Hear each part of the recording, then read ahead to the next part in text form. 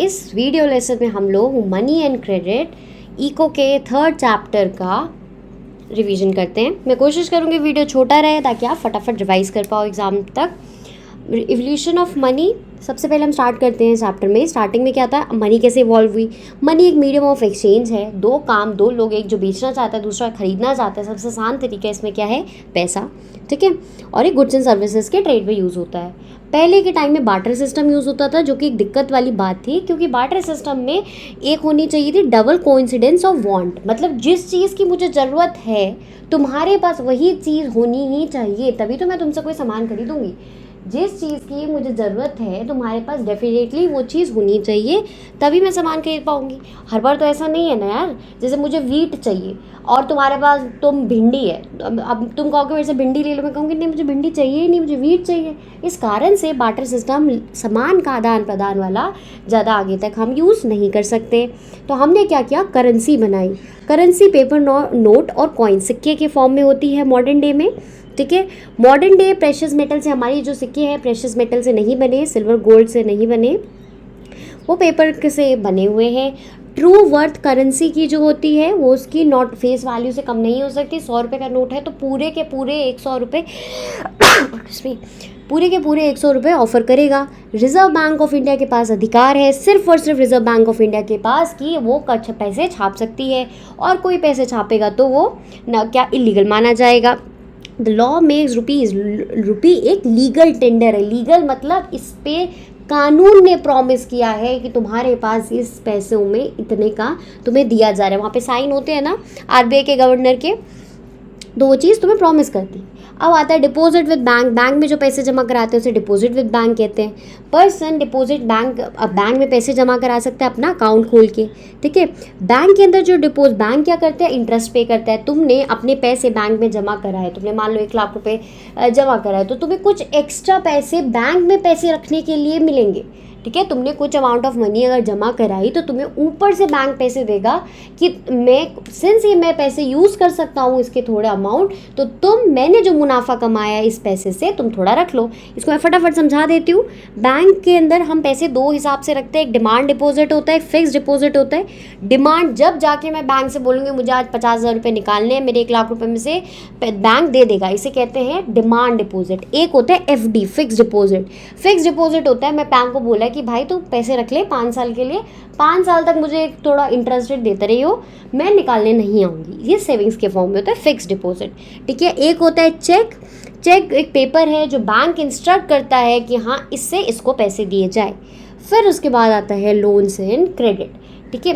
अब देखो, loan activity bank एक मीडिएटर का काम करता है। मान लो एक वो है जिसने पैसे जमा करे और एक वो है जिसने पैसे उधार लिए, इसके बीच में आता है बैंक।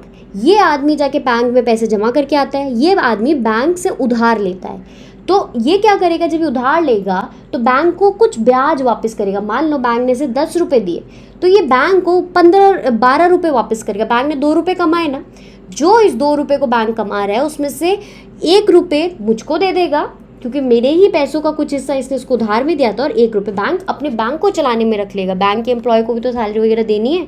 समझे बैंक का कंसेप्ट कैसे होता है।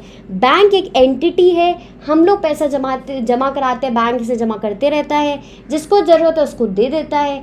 जब वो पैसे वापस करता है तो साथ में थोड़े एक्स्ट्रा पैसे जो बैंक का इंटरेस्ट रेट होता है उसके साथ वापस करता है, ठीक है। बैंक 15% डिपॉजिट अपने पास रखते हैं ताकि कोई भी आए पैसा लेने तो उसको दे दे। ऐसा नहीं कि तुमने 10 रुपये जमा कराया तो 10 के 10 रुपये उठा के वो किसी को लोन दे देगा, नहीं। बैंक को भी पता है तुम्हें कभी भी ज़रूरत पड़ सकती है, तुम कभी भी मांगने आ सकते हो, इसलिए बैंक एक सर्टेन अमाउंट ही आगे देता है, लेंड करता है, ठीक है। लेंड करता है मतलब उधार देता है।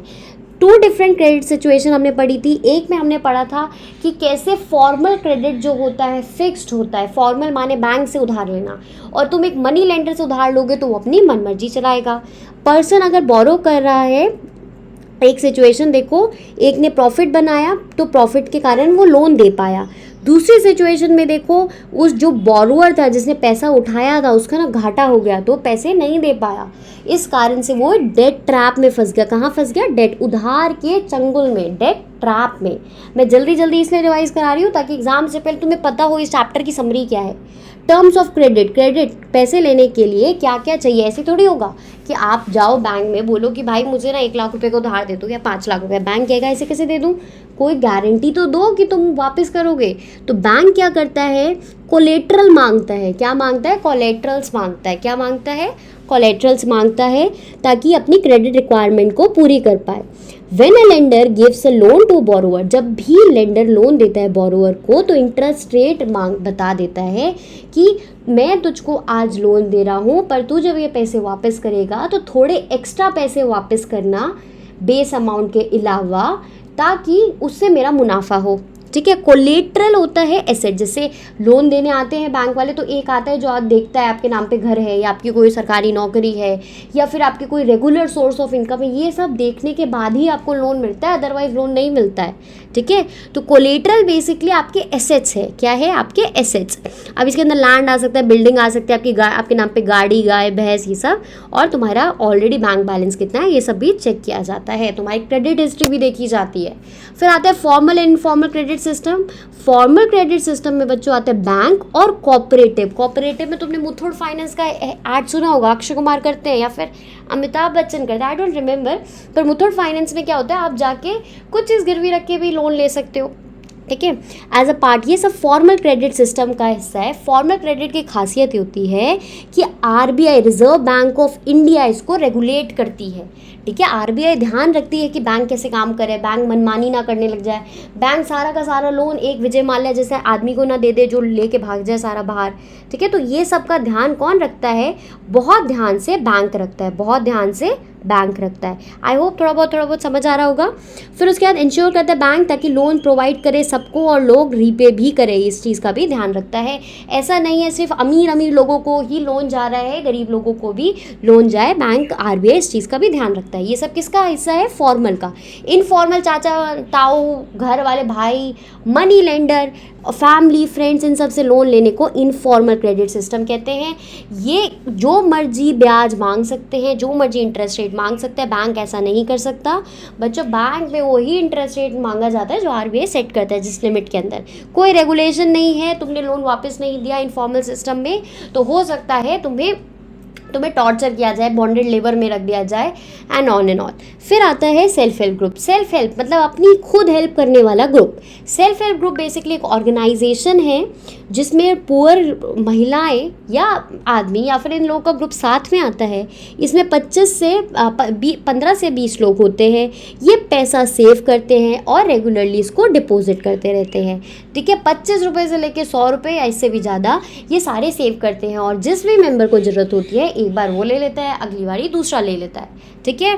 पैसा ये लोग पूल करते हैं। इवन सरकार भी इनको लोन देती है। जैसे मान लो 10 लोगों का एक ग्रुप है या 15 लोगों का एक ग्रुप है, ये जाके बोलेगा सरकार को, गवर्नमेंट को, अगर बोलेगा कि जैसे ये बोलेगा जाके कि हम मुझे लोन चाहिए, हमें ये चीज़ इस्टेब्लिश करनी है। मान लो हमें छोटा सा ना एक बिज़नेस स्टार्ट करना है तो सरकार इन सेल्फ हेल्प ग्रुप को पैसे देती है। सरकार इन सेल्फ हेल्प ग्रुप को क्या करती है, पैसे दे देती है। बैंक इन्हें सरकार से मतलब बैंक था मेरा। Organisation serve regularly organisation tour it becomes eligible for bank loan after. और अच्छे से काम करते हैं सेल्फ हेल्प ग्रुप तो बैंक भी आराम से इन्हें लोन देने लग जाता है। ठीक है। फिर उसके बाद meet their working capital. Any instance, कभी भी फैमिली मेम्बर को लोन देना होता है, any instance of family member failing to repay the loan is taken seriously. और सेल्फ हेल्प ग्रुप में भी प्रॉपर रेगुलेशन होती है। ऐसा नहीं है कि भाई इस बार तुम पैसे मिला रहे हो अगली बार मिलाओगे, नहीं, प्रॉपर रेगुलेशन होती है। सेल्फ हेल्प ग्रुप चाहता है वुमेन की फाइनेंशियली इंडिपेंडेंट। फीमेल्स तो इसमें खूब ज़्यादा इन्वॉल्व रहती है। देखो ना, 20 से 25 महिलाएं साथ आ गई, सब ने पैसे पूल कर लिए, सब ने कुछ पापड़ बनाने वाली फैक्ट्री लगा दी या अचार लगाने वाली, उसको आसपास बेचना चालू कर दिया। तो इस सेल्फ रिलायंट बनेंगी, आत्मनिर्भर बनेंगी और at the end of the day अपना पैसा कमा पाएगी। फाइनेंशियल ऑटोनॉमी लाइफ में बहुत इंपॉर्टेंट होती है, स्पेशली फीमेल्स के लिए तो, क्योंकि वो जनरली अपने पापा या फिर अपने हस्बैंड पे निर्भर रहती है पैसों के लिए। ठीक है।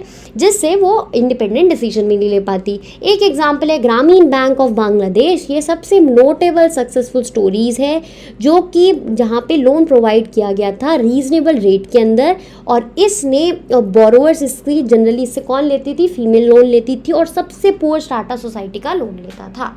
ठीक है, दिस एंड्स योर चैप्टर। एक अपना इसके नोट्स तुम टेलीग्राम से उठा लेना। आप नेक्स्ट वीडियो लेसन मिलते हैं। बाय, ध्यान से अपना ध्यान रखना और पढ़ते रहना। Bye bye.